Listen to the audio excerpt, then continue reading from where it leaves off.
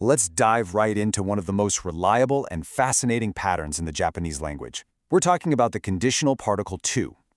In this explainer, we're looking specifically at how this particle combination builds clear, logical connections between actions and their inevitable results. This allows you to express habitual conditions without exception. It's a fantastic linguistic exploration that's absolutely going to elevate your understanding of natural Japanese flow. To break this down effectively, we'll follow a pretty straightforward framework today. We're going to cover habitual conditions in Japanese, the rules for clause A, the rules for clause B, grammatical form and structure, and finally, some real-world examples. So first up, habitual conditions in Japanese. At its absolute core, the structure A to B expresses a relationship of complete predictability. It essentially dictates that whenever event A happens, event B always follows. This isn't used for one-off occurrences or unique hypothetical situations. Instead, it represents a habitual action or a general undeniable truth where the connection between the two events is practically guaranteed. Mastering this specific predictability is incredibly rewarding because it makes your daily Japanese conversation feel so much more natural and native. You literally stop guessing and start stating facts. Now let's move on to the rules for clause A. The fundamental rule for the first half of this structure is incredibly strict. Clause A, which acts as the condition or the trigger, must always be written in the present tense. It really doesn't matter when the overall habitual action actually takes place in time. The action setting up the condition strictly remains in the present tense. Think of it as the immovable foundation that properly anchors the entire grammar point. Next, we have the rules for clause B. The second half of the sentence completes the grammatical thought, and it comes with its own rigid requirement. Clause B must show a natural, inevitable consequence or a direct result of Clause A. You absolutely can't place a random, unrelated action or a personal request here. It just doesn't work. The second clause has to logically and naturally follow the first, which completely fulfills that absolute predictability established by the particle. When we look at these two requirements side by side, we can really see how the sentence balances itself perfectly. You have Clause A demanding a present tense condition, paired directly against Clause B requiring a natural consequence result.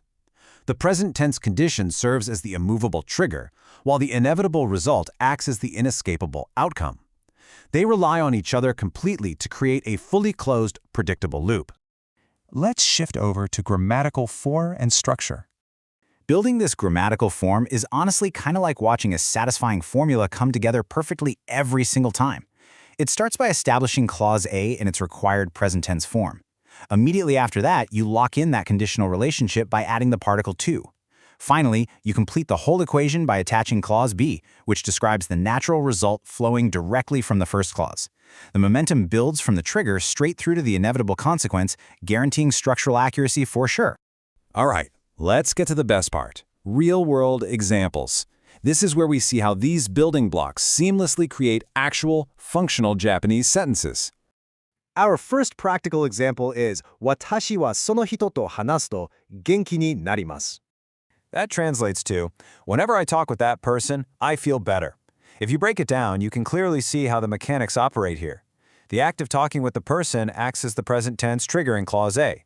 The particle to connects it directly to the natural consequence of feeling better in Clause B. This illustrates a deeply personal yet entirely predictable habitual condition. Our second example shifts to a seasonal inevitability. Ken wa fuyu ni naru to yoku kaze o hikimasu. This simply means, whenever winter comes, Ken often catches a cold. Poor Ken. But grammatically speaking, the arrival of winter is an unstoppable present tense condition that perfectly fulfills the rule for Clause A. The direct, natural result of that seasonal shift is Ken inevitably catching a cold.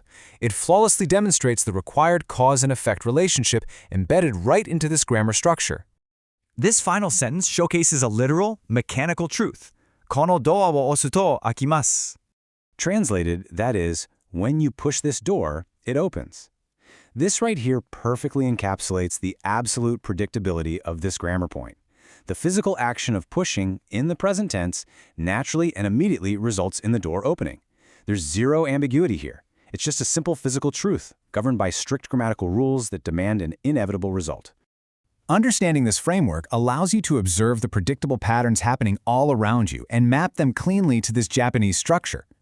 Once you start looking at the world through this grammatical lens, you're going to find these immovable triggers everywhere. So what other natural consequences in your own daily life can be perfectly described using this simple habitual condition?